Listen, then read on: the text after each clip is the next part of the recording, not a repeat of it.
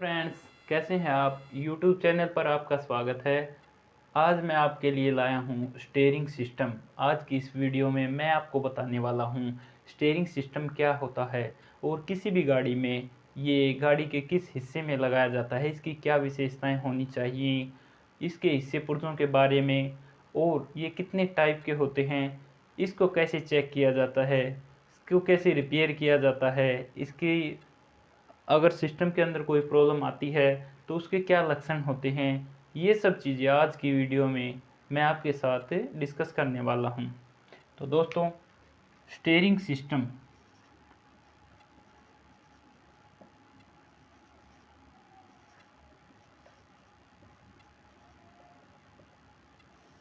Steering system क्या है। गाड़ी के अगले दोनों पहियों को, ये गाड़ी के अगले दोनों पहिए हैं, गाड़ी के अगले दोनों पहियों को दाएं या बाएं मोड़ने के लिए, ड्राइवर के अनुसार दाएं या बाएं मोड़ने के लिए, ताकि पूरी गाड़ी मुड़ जाए, जिस सिस्टम का प्रयोग किया जाता है उसे हम स्टीयरिंग सिस्टम कहते हैं। दोस्तों, पिछली वीडियो में फ्रंट एक्सल के बारे में जब मैंने आपको बताया था तो उसमें कुछ मैंने आपको फ्रंट एक्सल के बारे में कुछ इस तरह से बताया था। ये फ्रंट एक्सल है, किंग पिन है फ्रंट एक्सल की,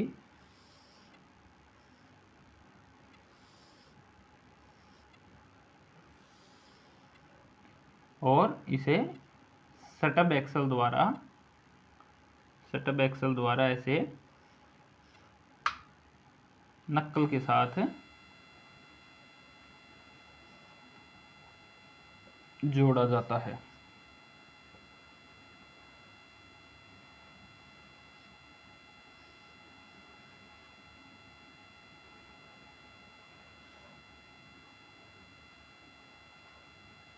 ये किंग पिन के द्वारा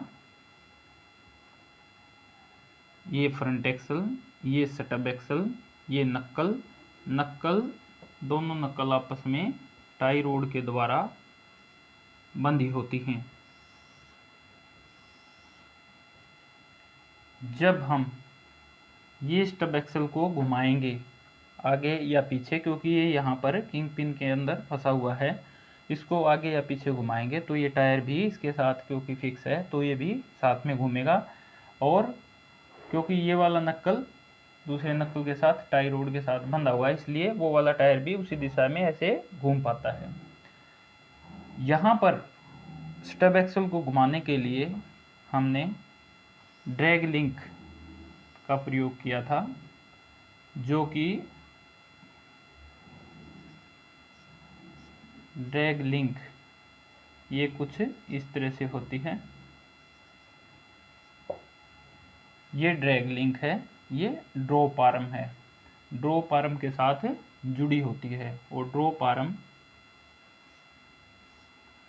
सेक्टर शाफ्ट के द्वारा ऐसे जुड़ी होती है, जिस पे ऐसे गियर होते हैं, और ये गियर स्टीयरिंग शाफ्ट की वर्म के अंदर ऐसे फंसी होती है। जब ये स्टीयरिंग व्हील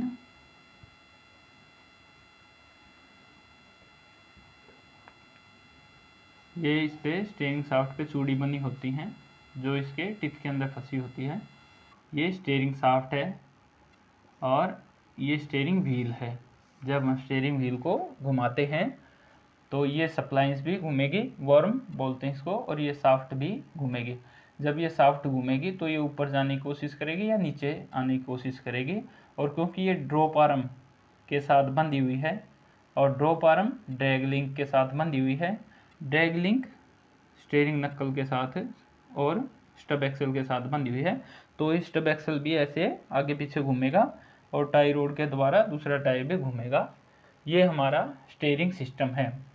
ये जो मैकेनिज्म मैंने आपको दिखाया, ये इस मैकेनिज्म को स्टीयरिंग बॉक्स बोलते हैं। इस बॉक्स, ये एक बॉक्स के अंदर होता है, इसलिए इसको स्टीयरिंग बॉक्स बोलते हैं। लगभग सभी गाड़ियों में इसी सिस्टम का प्रयोग किया जाता है, लेकिन स्टीयरिंग बॉक्स अलग अलग डिज़ाइन किए जाते हैं अलग अलग गाड़ी के अकॉर्डिंग। यहाँ पर इसका अलग अलग डिज़ाइन के अकॉर्डिंग इसको हम 4-5 हिस्सों में बांट सकते हैं। आइए मैं इनके बारे में भी आपको बताता हूँ।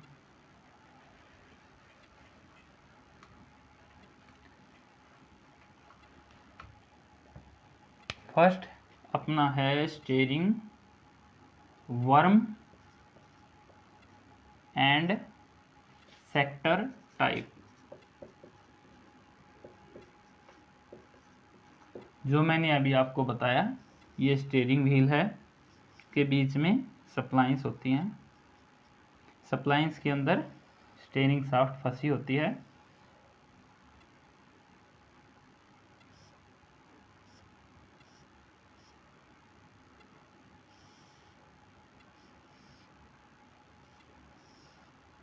ये कुछ इस तरह से होता है और यहाँ पर सप्लाइंस बनी होती हैं।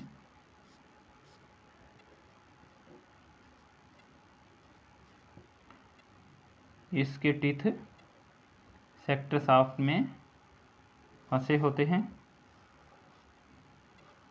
और ये सेक्टर शाफ्ट यहाँ ड्रॉप आर्म के साथ जुड़ी होती है।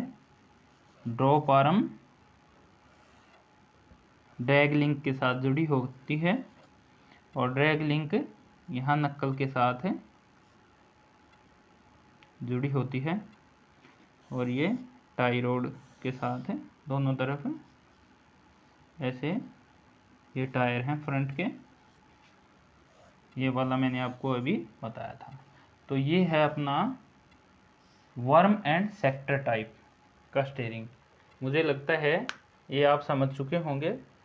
सेकंड टाइप है, ये वाला पोर्शन एज इट इज़ रहेगा, बीच वाला पोर्शन थोड़ा चेंज हो जाएगा।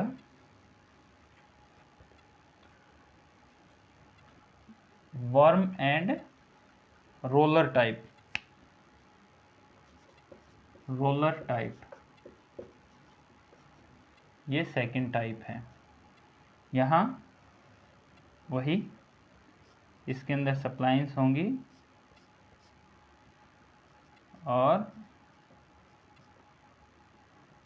यहाँ रोलर होएगा।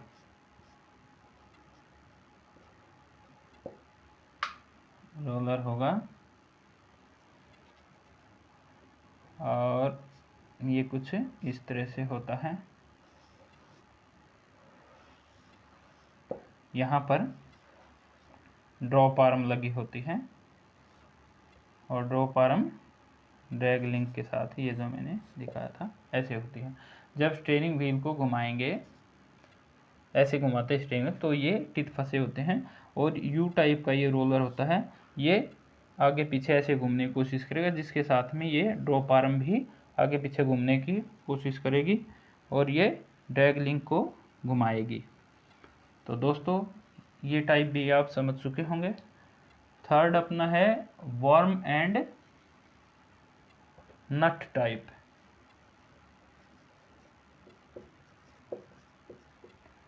इसमें जो स्टीयरिंग शाफ्ट है, स्टीयरिंग शाफ्ट में यहाँ सप्लाइंस बनी होती हैं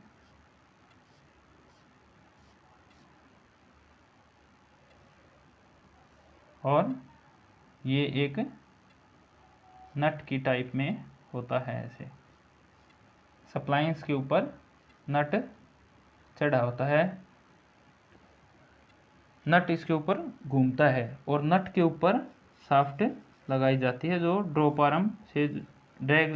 आर्म से जुड़ी होती है और ये ड्रैग लिंक से जुड़ी होती है। तो जब स्टीयरिंग घुमाएंगे, इसके ऊपर ये नट है, नट भी ऊपर नीचे होएगा और उसकी वजह से, क्योंकि ये ड्रैग लिंक से ये जुड़ा हुआ है, नट के साथ साथ ऊपर नीचे जाएगा। ये वाला भी प्रोसीजर आप समझ चुके होंगे। इसके बाद worm and nut with recirculating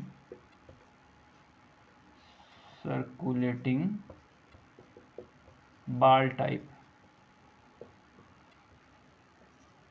इसमें भी जो मैंने बताया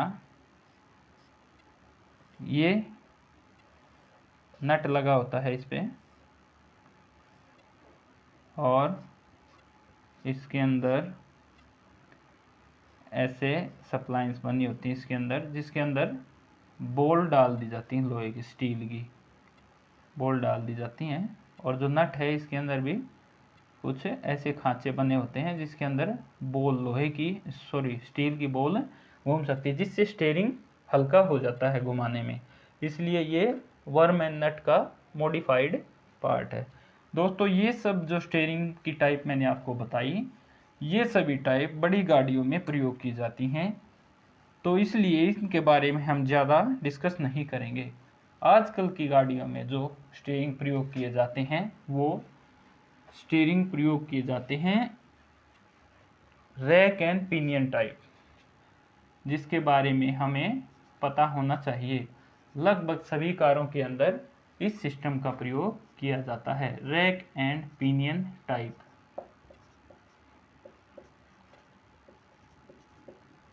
ये कुछ इस तरह से होता है। स्टीयरिंग व्हील के अंदर सप्लाइंस बनी होती हैं बीच में, और ये जो है कुछ ऐसे स्टीयरिंग व्हील है।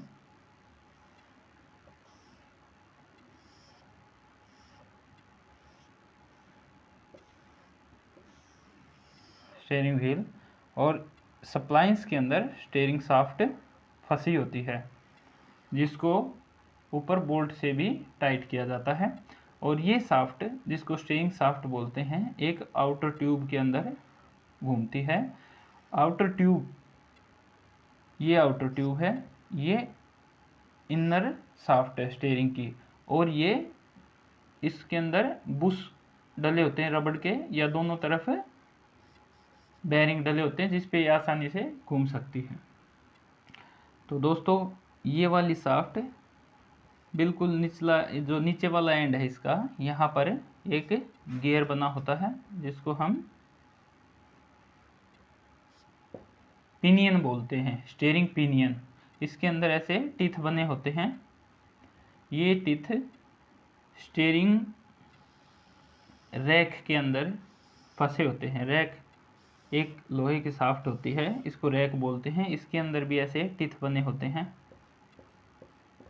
और इन टीथ के अंदर ये गियर फंसा होता है। ये जो शाफ्ट मैंने आपको बताई, इसको स्टीयरिंग रैक बोलते हैं। और ये इसकी आउटर ट्यूब है, इसके अंदर मोमेंट करती है। ये कुछ ऐसे होगी। जब स्टीयरिंग घुमाएंगे तो ये गियर भी दाएं या बाएं घूमेगा। अब क्योंकि ये गियर इस शाफ्ट की टीथ में फंसा हुआ है, तो ये शाफ्ट भी इधर या उधर जाएगी, लेफ्ट या राइट में जाएगी। और इधर स्टीयरिंग टाई रोड ज्वाइंट के द्वारा, ये स्टीयरिंग टाई रोड और ये बाल ज्वाइंट के द्वारा दोनों तरफ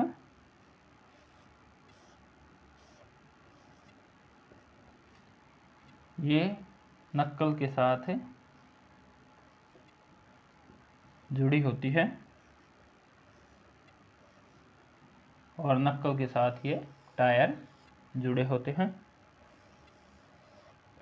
जिससे, और ये बाल ज्वाइंट को, क्योंकि यहाँ पे लुब्रिकेशन की ज़रूरत होती है, यहाँ पर ग्रीसिंग होती है, और इसके ऊपर डस्ट कवर होता है जिसको स्टीयरिंग बूट बोलते हैं। ये कुछ इस तरह से होगा। जब हम स्टीयरिंग को लेफ़्ट या राइट घुमाएंगे तो ये शाफ्ट की वजह से ये स्टीयरिंग पिनियन भी घूमेगा, और क्योंकि ये टीथ के अंदर, स्टीयरिंग रैक के टीथ के अंदर फंसा हुआ है, तो स्टीयरिंग रैक लेफ़्ट या राइट घूमने की कोशिश करेगा। टाई रोड की वजह से, क्योंकि टायर बंधे हुए हैं, तो टायर भी घूम जाएंगे। ये हमारा स्टीयरिंग सिस्टम है। आजकल की लगभग सभी कारों के अंदर इस सिस्टम का प्रयोग किया जाता है। छोटी गाड़ियों में ये वाला सिस्टम बहुत अच्छा है, और इसकी रिपेयरिंग कॉस्ट भी बहुत कम है। लेकिन जो हैवी गाड़ियाँ हैं, लग्जरी गाड़ियाँ हैं, उसके अंदर स्टीयरिंग का जो घुमाने, ऑपरेशन का जो एफर्ट है वो कम करने के लिए इसके अंदर इलेक्ट्रॉनिक मोटर भी लगाई जाती है। जो स्टीयरिंग शाफ्ट है, यहाँ पर भी एक गियर बनाया जाता है, और इस गियर को एक गियर के साथ कांटेक्ट किया जाता है और ये गियर एक मोटर के द्वारा, इलेक्ट्रॉनिक मोटर के द्वारा घूमता है। जब गाड़ी को लेफ्ट में घुमाएंगे या राइट में घुमाएंगे तो मोटर को एक सिग्नल मिलेगा। सपोज मोटर को 5 वोल्ट इनपुट मिले तो ये 2.5 वोल्ट लेफ्ट को, 2.5 वोल्ट राइट को, इस तरह से डिस्ट्रीब्यूट करेगा। इसके अलावा स्टीयरिंग जो ट्यूब है या कॉलम बोलते हैं जिसको, इस पर स्टीयरिंग एंगल सेंसर भी लगाया जाता है जो कि सेंस करता है कि स्टीयरिंग व्हील को किस तरफ घुमाया जा रहा है, उसी तरफ वो वोल्टेज सप्लाई करेगा और मोटर उसको घुमाएगी, जिससे हमें कम ताकत लगाकर और आसानी से स्टीयरिंग को घुमा पाते हैं। तो दोस्तों, ये मैंने आपको स्टीयरिंग सिस्टम के बारे में बताया। अभी हम डिस्कस करेंगे कि स्टीयरिंग सिस्टम के अंदर क्या क्या कमियां आ सकती हैं और उनको कैसे दूर किया जा सकता है। जैसा कि मैंने आपको बताया, सभी गाड़ियों के अंदर स्टीयरिंग रैक एंड पिनियन का प्रयोग किया जाता है, इसलिए इन गाड़ियों में जब भी कोई प्रॉब्लम आती है तो हमें कैसे पता चलेगा। सबसे पहले तो हमें ये जानकारी लेनी है। इसके अंदर आने वाले फॉल्ट क्या हो सकते हैं। नंबर 1, स्टीयरिंग में नॉइज़ होना। दोस्तों, जब हम गाड़ी को रफ रोड पे ड्राइव करते हैं तो गाड़ी के फ्रंट साइड से गुड़गुड़ की साउंड आने लगती है जो कि हमें बहुत ही इरिटेट करती है, हमें अच्छी नहीं लगती है। तो उस केस में स्टीयरिंग में नॉइज़ हो जाती है। उसको हमें कैसे पता करना है, कैसे रिपेयर करना है, ये मैं आपको बताऊंगा। सेकंड जो फॉल्ट है वो स्टीयरिंग का ऑपरेशन हार्ड होना। जब हम स्टीयरिंग व्हील से गाड़ी को लेफ्ट या राइट घुमाएंगे तो हमें बहुत ज़्यादा ताकत लगानी पड़ती है, जिससे हमारी ड्राइविंग अनकंफर्टेबल हो जाती है। इसके बारे में भी मैं आपको बताऊंगा, इसका हमें कैसे रिपेयर करना है। थर्ड पॉइंट हमारा है स्टीयरिंग सेल्फ सेंटरिंग क्वालिटी का डिस्टर्ब हो जाना। जब हम स्टीयरिंग को लेफ्ट या राइट में घुमाते हैं, घुमाने के बाद जब स्टीयरिंग व्हील को छोड़ देते हैं तो स्टीयरिंग अपनी उसी पोजीशन में अपने आप आ जाना चाहिए। कभी कभी ऐसा नहीं होता है क्योंकि स्टीयरिंग के अंदर कुछ फॉल्ट आ चुका है। ये सब भी मैं आपको बताऊंगा। फोर्थ हमारा पॉइंट है स्टीयरिंग नॉइज़ का मैंने बताया, हार्ड का बताया, स्टीयरिंग सेल्फ सेटिंग का बताया। स्टीयरिंग वाइब्रेशन, जब गाड़ी को हम तेज स्पीड में भगाते हैं तो स्टीयरिंग के अंदर कंपन होता है। उसके लिए हमें क्या चेक करना है, क्या रिपेयर करना है, ये मैं आपको बताऊंगा। फिफ्थ पॉइंट हमारा है जब हम ब्रेकिंग करते हैं, गाड़ी में तेज स्पीड के अंदर ब्रेक लगाएंगे तो पूरी गाड़ी के अंदर वाइब्रेशन होती है, स्टीयरिंग में कंपन होती है। उसको हम कैसे चेक करेंगे। Steering vibration while applying brake. ये कुछ मेन फॉल्ट हैं जो हमारी गाड़ियों के अंदर नॉर्मली पाए जाते हैं। इनको हम कैसे रिमूव कर सकते हैं, कैसे रिपेयर कर सकते हैं। तो दोस्तों, फर्स्ट पॉइंट हमारा है स्टीयरिंग की नॉइज़ का। जब भी गाड़ी में फ्रंट साइड से रफ रोड पे नॉइज़ आती है तो हमें स्टीयरिंग के कुछ पार्ट चेक करने होते हैं। जैसा कि मैंने बताया, रैक एंड पिनियन के अंदर ये स्टीयरिंग शाफ्ट के अंदर सप्लाइंस बनी है, ये गियर पिनियन लगा हुआ है और ये पिनियन रैक के सप्लाइंस के अंदर, इसके टिथ के अंदर फंसा हुआ है।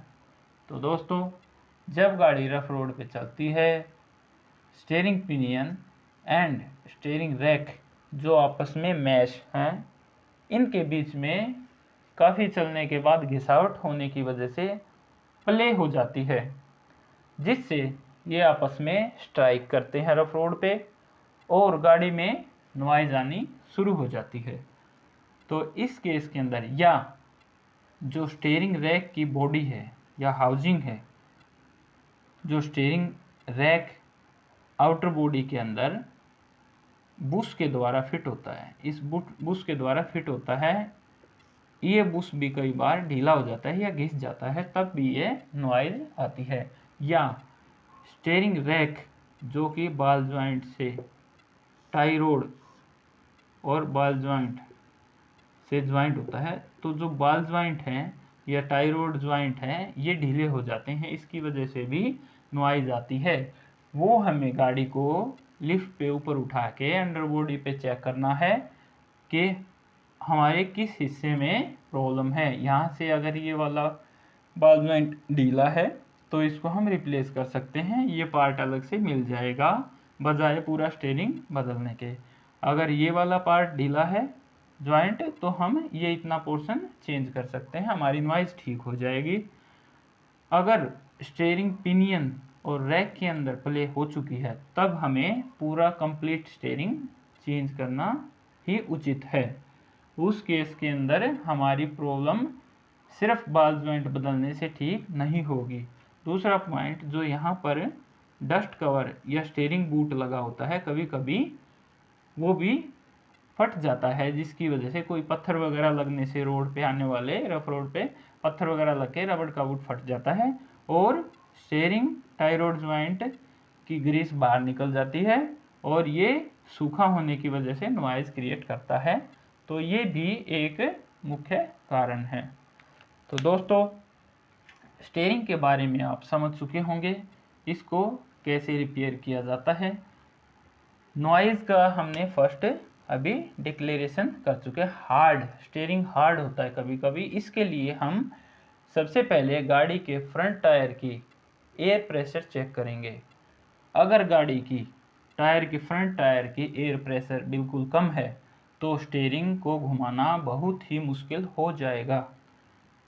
दोस्तों, ये टायर के अंदर जो स्पेसिफाइड एयर प्रेशर होना चाहिए, नॉर्मली ये 33 पाउंड होता है।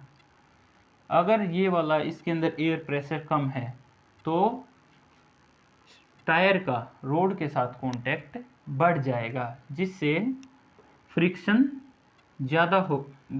फ्रिक्शन भी ज़्यादा होएगा और स्टीयरिंग हमें हार्ड फील होएगा। टायर के अंदर हवा कम होने से ये कुछ इस तरह से दिखाई देता है,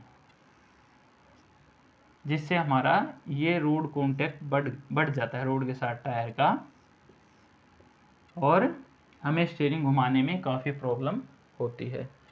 स्टीयरिंग हार्ड का ये एक फर्स्ट पॉइंट है। दूसरा पॉइंट, स्टीयरिंग का कोई कंपोनेंट बैंड भी हो सकता है। जैसा कि मैंने आपको बताया, बॉल ज्वाइंट, टाई रोड या स्टीयरिंग रैक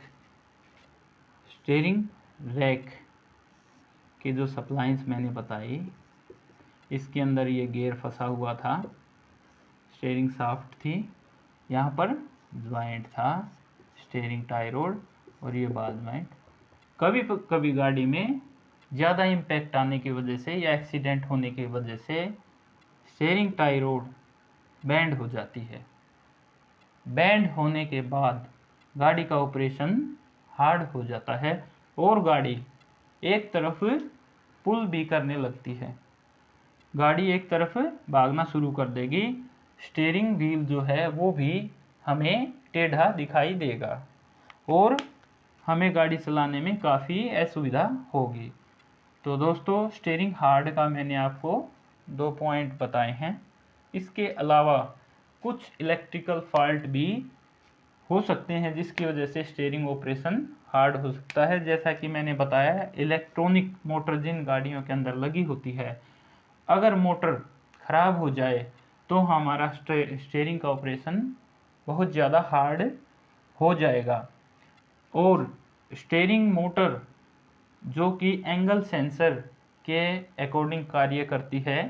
अगर एंगल सेंसर उसको प्रॉपर इनपुट नहीं देगा तो भी उनका कम्युनिकेशन बिगड़ जाएगा। सपोज जैसा कि मैंने बताया था आपको, ये स्टीयरिंग शाफ्ट है, इस पे ये गियर लगा हुआ है और इस गियर के साथ में एक गियर लगा हुआ है जो कि एक इलेक्ट्रॉनिक मोटर जिसको ऑपरेट करती है। ये इलेक्ट्रॉनिक मोटर इसको घुमाएगी, लेकिन इसको मोटर को जो एंगल सेंसर बोलते हैं उससे जो भी आउटपुट मिलेगी उसके अकॉर्डिंग ये स्टीयरिंग ये मोटर शाफ्ट को घुमाएगी। नॉर्मली यहाँ से इसको 5 वोल्ट की सप्लाई मिलती है। जब हम स्टीयरिंग व्हील को बिल्कुल सेंटर में रखते हैं, गाड़ी सीधी खड़ी होगी, तो मोटर की जो कपलर लगा हुआ है उसमें 2.5 वोल्टेज एक तरफ, 2.5 वोल्टेज दूसरी तरफ होना चाहिए। जब गाड़ी को लेफ्ट में टर्न करेंगे तो लेफ्ट में वोल्टेज बढ़ जाएगी, यानी कि 3, 3.5, 4, 5 तक भी हो सकती है। जितना एफर्ट हम लगाएंगे उसी तरफ हम स्टीयरिंग को इजीली घुमा पाते हैं और दूसरी तरफ की वोल्टेज उसी अकॉर्डिंग कम होती चली जाएगी। तो ये आप समझ चुके होंगे। स्टीयरिंग का हार्ड होने का मैंने कुछ आपको सिम्टम बताया है। Steering self setting quality, steering का घुमाने के बाद वापस अपनी पोजीशन पे कई बार नहीं आता है। तो दोस्तों इसके लिए भी जो हमारा टायर का, मैंने आपको बताया टायर प्रेशर कम हो सकता है, वो भी एक रीज़न है। और कोई स्टीयरिंग का कंपोनेंट जैसे टाई रोड है या बॉल जॉइंट है वो बैंड भी हो सकता है। ये कुछ इसके लक्षण हैं। स्टीयरिंग वाइब्रेशन, स्टीयरिंग जब गाड़ी को तेज स्पीड में चलाते हैं तो स्टीयरिंग के अंदर कंपन होने लगती है, जो कि लगभग फ्रंट वाले टायर से ही रिलेटेड होता है। अगर फ्रंट वाले टायरों के अंदर ज़्यादा एयर प्रेशर होगा तो स्टीयरिंग में वाइब्रेशन बढ़ जाएगी, या फ्रंट वाले टायर की बैलेंसिंग आउट होएगी तो भी स्टीयरिंग में वाइब्रेशन बढ़ जाएगी। और अगर फ्रंट वाले टायर में कोई स्वेलिंग है या कोई उसके अंदर डिफॉर्मेशन है या फ्रंट वाले जो व्हील रिम है वो बैंड हो जाएं, तब भी ये प्रॉब्लम हमें फेस करनी पड़ती है।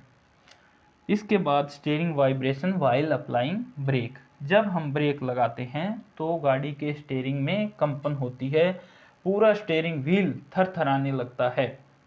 उस कंडीशन के अंदर हमें ब्रेक डिस्क चेक करनी है, फ्रंट ब्रेक डिस्क, क्योंकि ब्रेक डिस्क के अंदर डिफ्लेक्शन आ जाती है और वो डायरेक्टली नक्कल के साथ कनेक्ट होके स्टीयरिंग तक उसका मूवमेंट होता है। इसलिए जो उसकी वाइब्रेशन है ब्रेक डिस्क की वो हमारे स्टीयरिंग व्हील में हमें फील होती है।